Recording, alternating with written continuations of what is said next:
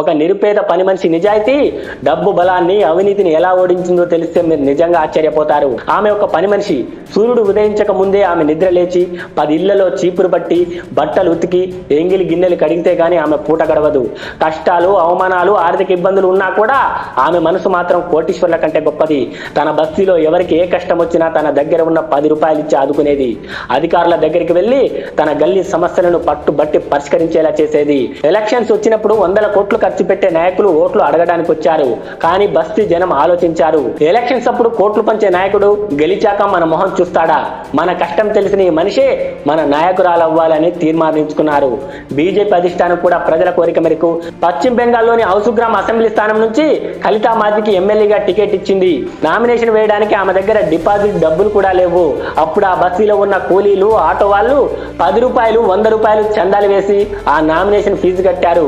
Election రోజున ఎవరు ఒక్క పైసా తీసుకోకుండా ఆమెకు ఓటు వేశారు. దీంతో కలితా మాజీ టీఎంసీకి చెందిన శ్యామ ప్రసన్న లోహర్ ను 12,535 ఓట్ల తేడాతో ఓడించింది. శ్రమకు నిజాయితీకి దక్కిన అతిపెద్ద గౌరవంగా ఈ అమ్మ గెలుపును చెప్పుకోవచ్చు. ఫుల్ వీడియో లింక్ ఈ వీడియో కింద ఇచ్చాము. మరియు మన లింగవర్మ ఛానల్లో ఉంది చూడండి. మనోడి వీడియోస్ చాలా ఇన్ఫర్మేటివ్ గా ఉన్నాయి. మీరు ఒక్కసారి చూడండి. మీకు నచ్చితేనే సబ్స్క్రైబ్ చేసుకోండి. ఇలాంటి ఇన్ఫర్మేషన్ స్టోరీస్ ప్రతి ఒక్కరికి తెలిసేలా ఈ వీడియోని షేర్ చేయండి.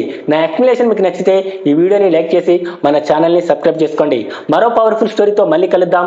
జై భారత్, జై హింద్.